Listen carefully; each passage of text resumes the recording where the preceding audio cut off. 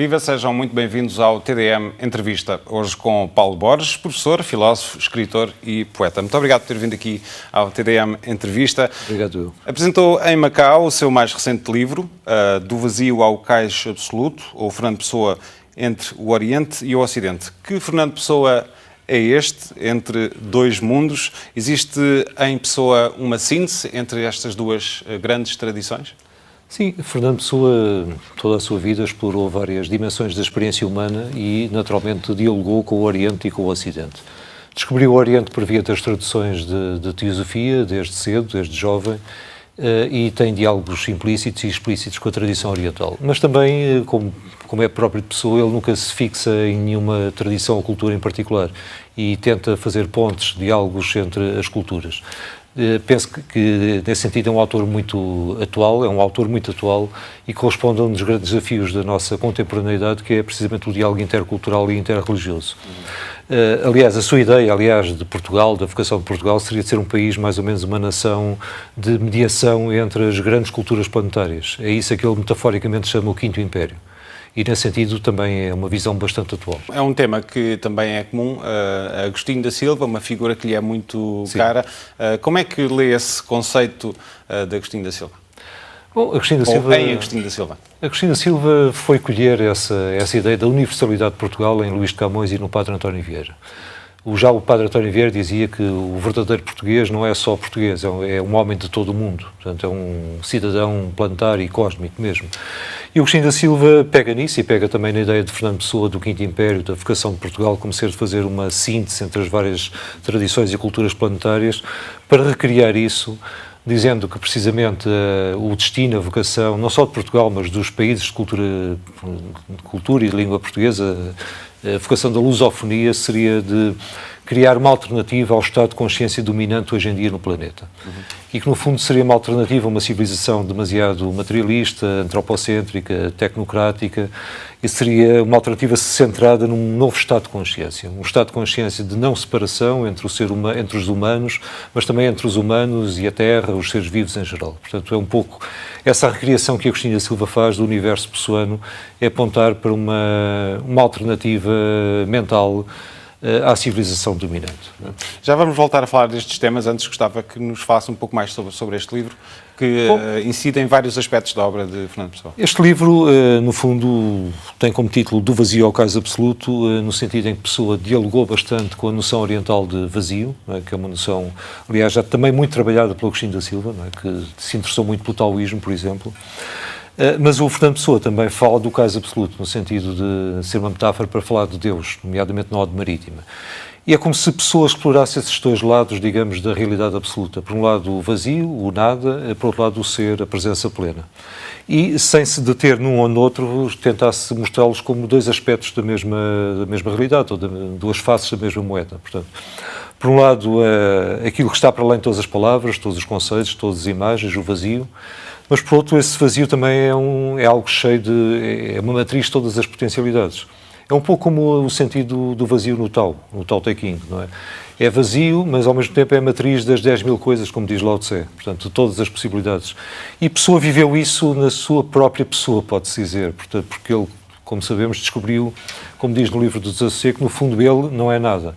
Mas por não ser nada, por não ser ninguém, tem em si, enfim, todos os sonhos do mundo e pode assumir-se como sendo tudo. Daí a experiência dos heterónimos, não é? E esta descoberta de que, no fundo, há em nós uma espécie de um zero que, ao mesmo tempo, é uma matriz de uma criatividade infinita. Nós podemos figurar-nos de muitos modos, não temos uma personalidade definida e, por isso, podemos imaginar-nos de muitos modos. E, nesse sentido, podemos ter uma vida muito mais criativa do que uma vida centrada na ideia de uma só personalidade fixa e estática. Portanto, havia aqui uma atração forte de alguma espiritualidade oriental em Fernando Pessoa. Como é que ele conciliava este legado, esta herança deste lado do mundo com a herança que lhe era mais próxima da civilização ocidental, europeia, portuguesa? Como é que ele fazia esta síntese? Bom, ele considera precisamente que o português tem como vocação, não é, ser tudo. Como ele diz numa entrevista em 1923, não é o nosso futuro, é o nosso destino, diz ele, é sermos tudo. Porque a verdade não pode consistir em faltar ainda alguma coisa. Então ele achava que a vocação do português era conciliar o cristianismo com o budismo, com o paganismo, com o taoísmo, portanto fazer essa...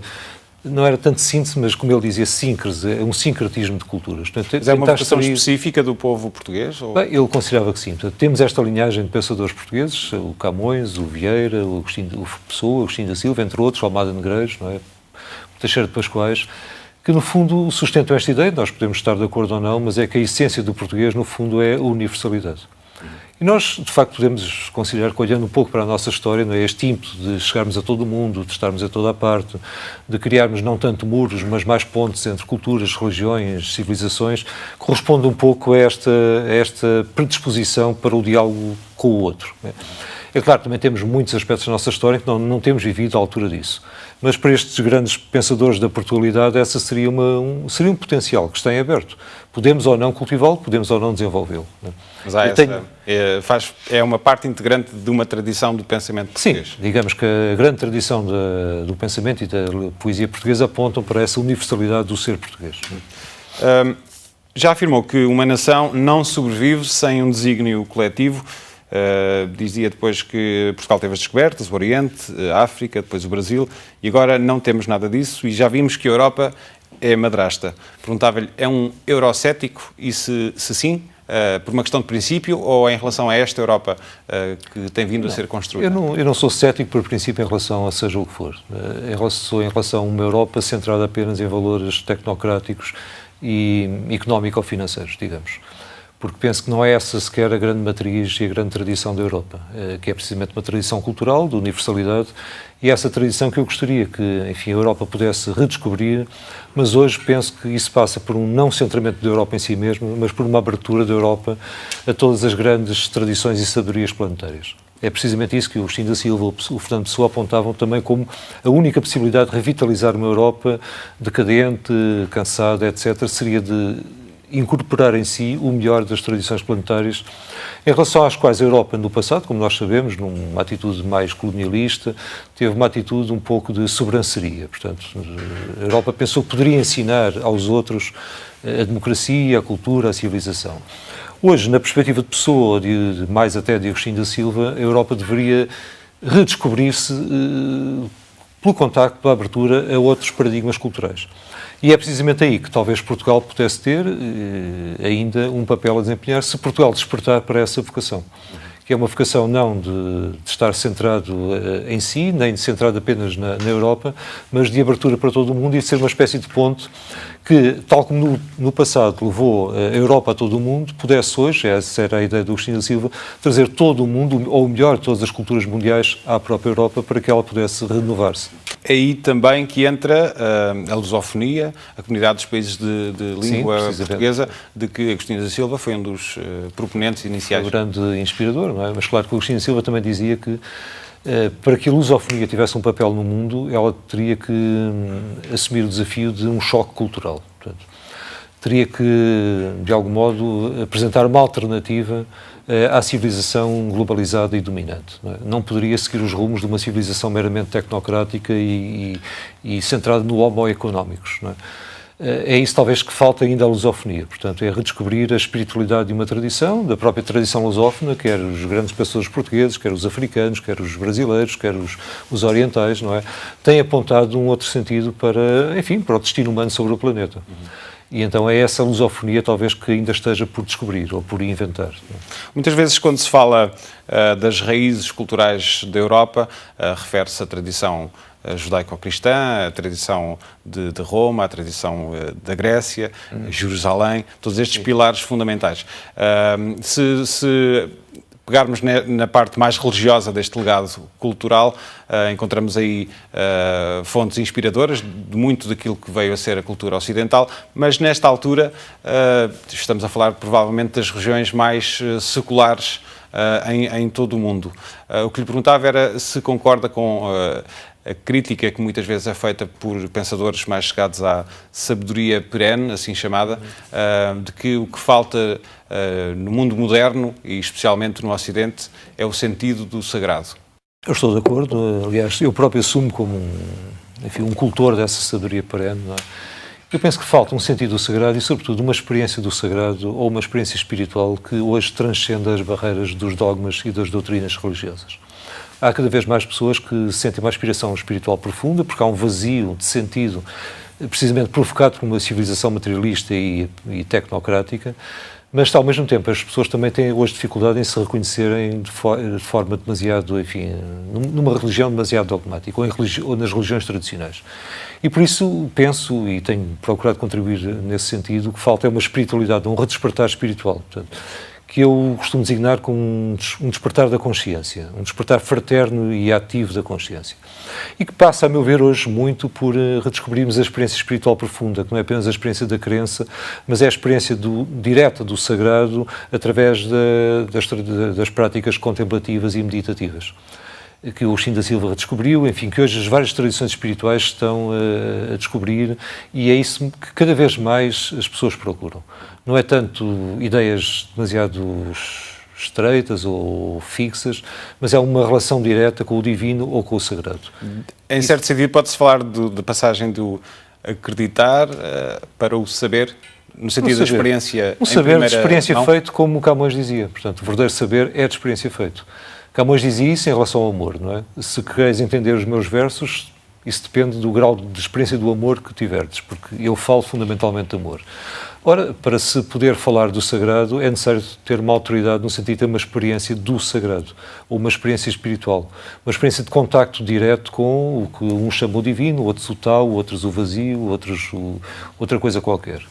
Isso passa-se mais através do silêncio, portanto, através da contemplação, e não tanto apenas através do raciocínio e da discussão. Não é? No seu caso, e peço desculpa se estou a fazer uma pergunta demasiado pessoal, mas no seu caso, essa descoberta desta dimensão espiritual da vida e do ser humano não lhe chegou diretamente dos livros de filosofia, passou também muito pelo budismo. Como é que fez essa aproximação e como é que foi essa experiência? Bom, eu terminei o meu curso, a minha formação em filosofia, licenciatura com 21 anos, e a filosofia tinha-me deixado insatisfeito no que diz respeito à busca do sentido da vida.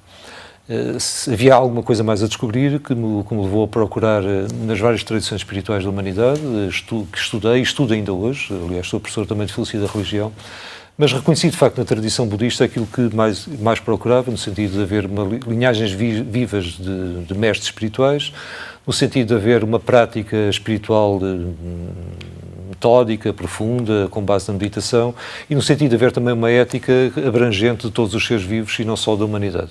Isso levou-me a reconhecer no budismo, e também levou-me ao budismo a minha costela, digamos, de um cristianismo franciscano. Portanto, uma sensibilidade à natureza, aos outros seres vivos, que eu encontrei mais assumida e mais cultivada na tradição budista do que propriamente na tradição cristã. Daí acabar por ter assumido uma prática pessoal budista, mas hoje, e cada vez mais, procuro estudar todas as tradições do mundo e de facto, considero que há pérolas de sabedoria em todas as grandes tradições espirituais planetárias.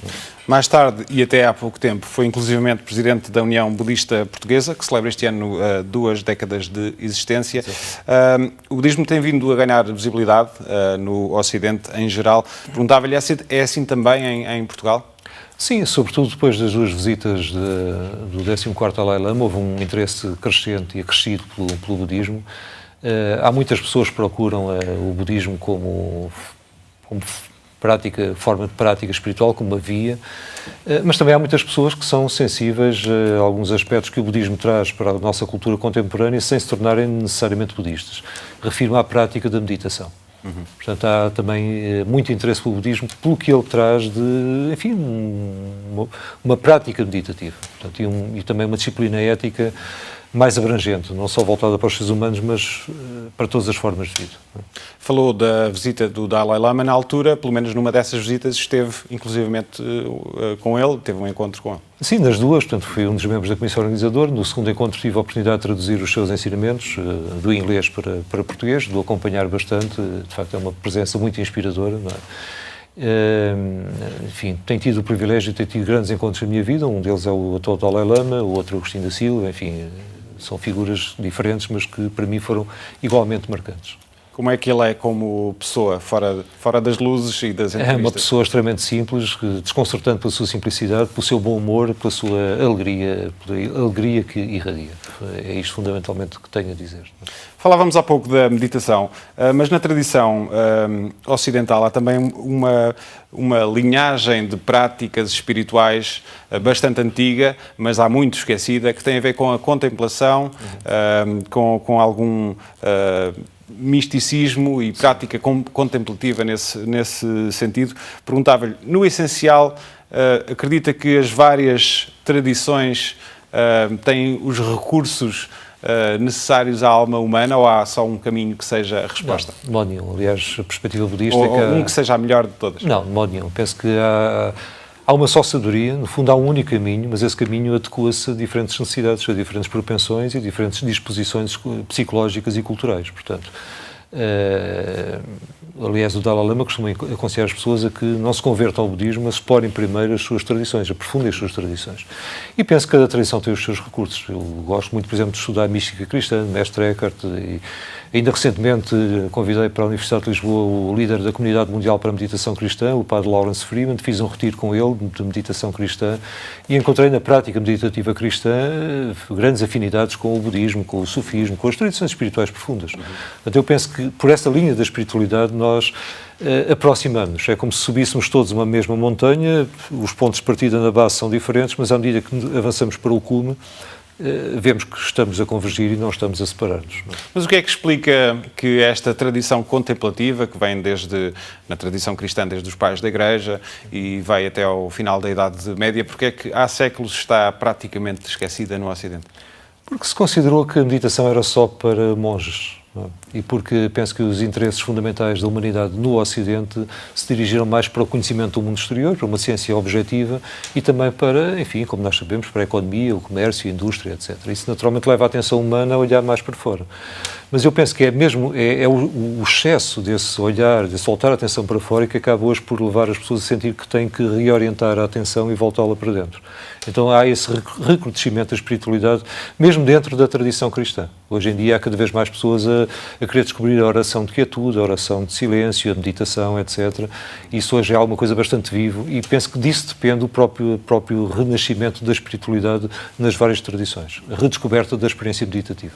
A espiritualidade que é alimentada com uma prática diária. Com uma prática diária, tem que ser uma prática diária. Portanto, não basta uma vez ir a um ritual religioso, ir a uma cerimónia, ou à igreja, ou a um templo budista. É necessário irmos ao nosso templo interior todos os dias.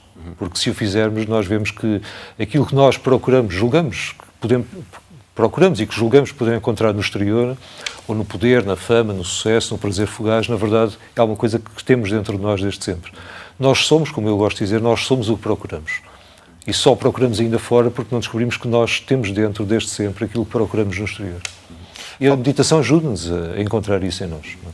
Falávamos há pouco dos paralelos que existem, apesar das diferenças entre as várias tradições. Falemos, por exemplo, de cristianismo e budismo. Pedi-lhe que nos desse alguns destaques sobre posições em comum, perspectivas em comum destas duas grandes tradições. Por exemplo, se formos para Mestre Eckhart e para a grande tradição da mística germânica ou renana, nós encontramos a ideia de que Deus é nichts, portanto, o nada. Deus é o fundo sem fundo. E nós encontramos, por exemplo, fiz um estudo sobre isso, precisamente do outro lado do mundo, no Tibete, a mesma linguagem, em Longchenpa, um grande mestre da tradição budista tibetana, Nyingma Pa. Portanto, a ideia da vacuidade como o fundo primordial, de onde tudo vem, e esse fundo está em nós somos esse fundo. Portanto, é a partir daí, desse fundo, que é o vazio, que as nossas mentes, em conjunto, criam o mundo, criam a percepção que têm da realidade. Isto é hoje muito atual, quer dizer, o budismo diz isso, a mística cristã diz isso, a mística sufi islâmica diz isso, a física quântica diz isso. Portanto, as nossas mentes constroem a percepção que temos da realidade. Portanto, nós somos co-criadores da realidade. E por isso, o que nós vemos fora é aquilo que nós temos dentro e que projetamos fora. Isto ajuda-nos também a não sermos tão severos juízes do exterior, dos outros, porque o que nós encontramos no mundo e que julgamos estar lá objetivamente é aquilo que a nossa mente lá coloca. E as tradições espirituais dizem isto desde há muito tempo, desde há séculos, desde há milénios mesmo. É uma pena que nós hoje, enfim, é bom que nós hoje possamos aprender com essas tradições milenares. Falava há pouco da nossa mente como co-criadora da realidade. Perguntava-lhe, pergunta para $1 milhão, como se costuma dizer, mas a realidade, ela mesma, tem uma base material ou tem uma base de consciência? É claro que nesta tradição e nestas tradições, e segundo a minha experiência, a realidade fundamental é a consciência. É uma base de consciência. Portanto, há um espaço aberto, há um espaço luminoso, podemos chamar um espaço de consciência, um vazio luminoso, não é? Como se diz na tradição budista. A tradição cristã diz algo muito semelhante, não é? E é a partir daí que tudo se manifesta. É a partir daí que as nossas mentes criam a percepção que temos do mundo material. Não é? Mas nós podemos regressar a esse espaço primordial que temos dentro de nós, que é o espaço que há entre cada pensamento. Se nós voltarmos a atenção para dentro, nós vemos que entre um pensamento e outro está lá um espaço de consciência. É esse espaço, é essa consciência pura que é preciso encontrar. E hoje as neurociências estão extremamente interessadas na meditação e em estados, digamos, diferenciados de consciência. Hoje cada vez mais se exploram essa fenomenologia de estados diferentes de consciência. Quais é que são, em função de tudo isto que tem vindo a dizer, quais é que são as bases sólidas para um diálogo interreligioso?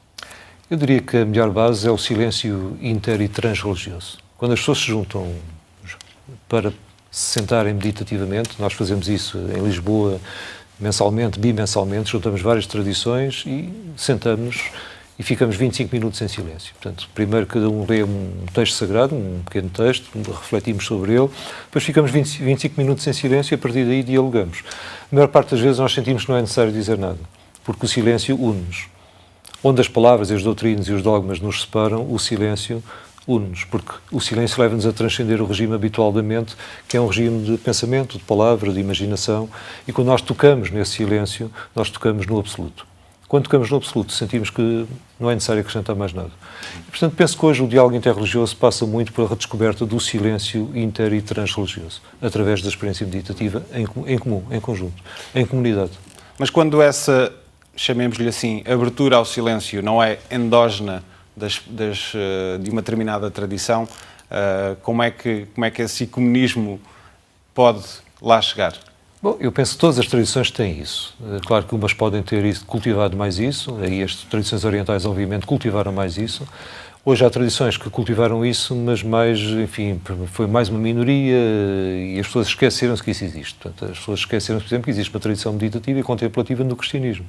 Então trata-se de redescobrir isso, redescobrir isso. Portanto, cada tradição tem esse tesouro precioso em si. Basta lembrar que o islamismo tanto fez nascer o movimento sufista como o Estado Islâmico, em certo sentido, portanto mais diferente. Claro, como a Igreja Católica tanto fez nascer Mestre Eckhart e todos os outros, como a Inquisição. Portanto, e as Cruzadas. E as Cruzadas, portanto. Eu diria que, no fundo, isso expressa a ambiguidade que há em cada um de nós.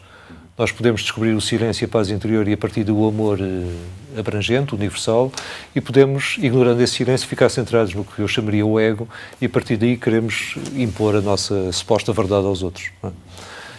A partir daí estamos dominados pelo medo. Não é? E então tornamos agressivos, tornamos violentos, ou tornamos violentos, pelo menos em termos intelectuais, queremos converter ou convencer os outros ao que supomos ser a verdade, a nossa verdade. Não é? Eu penso que o silêncio ajuda-nos a humilhar um bocadinho essas pretensões egocêntricas e ganhamos todos mais com isso. O mundo precisa hoje de silêncio. O mundo precisa de descobrir a paz interior. Diga. Não, ia dizer que o mundo precisa hoje de alguma coisa que somente a política e a economia não nos trazem. Portanto, a política e a economia não são alternativas porque não conduzem a esta paz e este silêncio profundos. É por isso também que eu, enfim, investi algum tempo da minha vida na intervenção política e hoje em dia procuro intervir mais a partir da espiritualidade. Acho que é a grande força da transformação profunda do mundo. Esteve, inclusivamente, na formação do Partido da Natureza e dos Animais, e da Natureza, o PAN. Entretanto, afastou-se. Teve também uma candidatura à presidência da República, com o movimento Outro Portugal existe. Qual é o papel que vê para si na política daqui para a frente? Eu hoje vejo mais a intervir a um nível metapolítico. No fundo, inspiro muito hoje na visão metapolítica do Tao Te Ching, do taoísmo. Portanto, penso que a melhor forma de transformar o mundo é cultivar uma transformação das consciências. Um pouco como fizeram os grandes sábios Sócrates, Confúcio, Lao Tse, renunciaram aos cargos políticos, à vida pública, e passaram a investir, como fez Agostinho da Silva, no despertar das consciências, das suas próprias consciências e do despertar das consciências dos seus concidadãos. Eu penso que hoje importa um movimento que agrega as várias pessoas que têm alternativas. Por isso a ideia do Outro Portugal Existe é procurar as alternativas que já estão a existir, portanto, pessoas que estão a procurar viver de outro modo, com economias da partilha, com formas de agricultura biológica, permacultura, pessoas que cultivam alternativas pedagógicas, alternativas espirituais e, no fundo, criar canais de comunicação entre todas essas pessoas, porque, no fundo, como se diz no pensamento chinês, apesar de aparentemente o mundo não estar a mudar, mas há subterraneamente as transformações silenciosas que já estão a acontecer. Não é? Então a ideia é tentar criar um canal que vise fomentar e colocar em contacto as pessoas que já estão a procurar nas várias vertentes da sua vida alternativas à civilização dominante. E esse outro Portugal existe, outra Europa existe, outro mundo existe, que é o mundo, digamos, das alternativas que não são, às vezes, muito patentes, não são muito noticiadas, mas estão a acontecer. Estão a acontecer. E um dia eles virão ao de cima e nós poderemos constatar, de repente, alterações com as quais nem sequer pensávamos. Mas essas alternativas podem materializar-se em quê, concretamente? Por exemplo, formas de vida ecovilas, ecoaldeias, formas de vida comunitária que visam ser precisamente... São já diferentes dos padrões habituais, não é? E podem traduzir-se em transformações interiores. Não é? E quanto mais pessoas se transformarem interiormente, mais há a possibilidade da sociedade dar um salto quântico em termos de consciência, em termos de forma de vida. Até mais por aí. Portanto, eu diria que a grande intervenção hoje a fazer é tentar agir sobre as consciências, porque daí vem tudo o resto.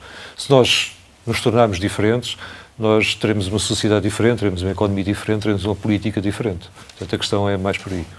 O desenvolvimento económico, social, nos termos em que temos assistido no Ocidente, é uma ajuda ou um empecilho a esse tipo de desenvolvimento alternativo, esse tipo de redescoberta do próprio ser humano? Eu penso que, enquanto o desenvolvimento for identificado com crescimento económico, haverá um sério equívoco. Não é? Nós sabemos que o nosso planeta não suporta este paradigma de crescimento económico ilimitado. Eu, nesse sentido, estou na linha de economistas e filósofos como o Serge Latouche, que são objetores do crescimento. Não é? Então, vejo mais o futuro do próprio planeta, o único futuro do planeta eu vejo mais num decrescimento sereno, como diz Serge Latouche. Portanto, a questão é que o aumento do PIB não é, porventura, o grande indicador do progresso social. No botão fala-se do FIB, da felicidade interna bruta. Talvez isso seja muito mais interessante. Nós temos ter temos países com elevados níveis de PIB, produto interno bruto, mas com baixíssimos níveis de felicidade interna bruta, pessoas muito insatisfeitas. Em Portugal, por exemplo, é um dos países do mundo onde se consomem mais antidepressivos, desde os jovens, desde as crianças. Por isso eu tenho uma associação que é o Círculo do Entrecer, também lançámos uma petição para a introdução da meditação no sistema de ensino, no Sistema Nacional de Saúde, porque verifica-se que a meditação não só tem, obviamente, os benefícios espirituais que já falámos, mas também ajuda-nos a preservar-nos de um grande mal do nosso tempo, são as depressões, os déficits de atenção, etc. Não é? Portanto, hoje há essa espiritualidade secular que passa também pela descoberta da meditação e pode trazer muitos benefícios sociais, até económicos. As empresas hoje estão a descobrir a meditação e a ver que a meditação torna as pessoas mais produtivas. Não é? Mas, portanto, talvez esse seria mais criar este movimento de consciência no sentido de promover mais nas sociedades outros indicadores de progresso social, como a felicidade interna bruta, e não dar tanta importância ou importância absoluta aos indicadores económicos tradicionais. Ainda em relação à meditação, também é importante sublinhar que não está necessariamente ligada a nenhuma doutrina filosófica. Claro. Hoje nós temos uma meditação laica, secular. Portanto, eu hoje, quando falo de meditação, não é a meditação cristã nem budista. Sabemos que hoje há mindfulness, é uma grande voga a nível mundial, não é? Mas há outras formas de meditação. Portanto, a meditação é alguma coisa que qualquer ateu, qualquer agnóstico pode e deve praticar. Todos têm uma mente e todos podem pacificar a sua mente prestando atenção à respiração, por exemplo. E assim podemos aprender a estar mais concentrados, mais calmos, e isso beneficia-nos a nível individual, a nível de saúde, a nível da relação com os outros, com as pessoas com quem vivemos, a nível de rendimento escolar, profissional e até mesmo hoje na política. No Reino Unido já há um grupo de deputados de várias forças políticas que se reúne para praticar semanalmente meditação em conjunto, para poderem escutar-se melhor, para poderem, enfim, comunicar melhor, sem ser precisamente com aquela agressividade tradicional dos debates políticos. Muito bem, Paulo Borges, vamos ter de ficar por aqui. Mais uma vez, muito obrigado por ter vindo. Muito obrigado eu pelo convite. Muito obrigado. Nós marcamos encontro para daqui a uma semana. Contamos consigo. Até lá.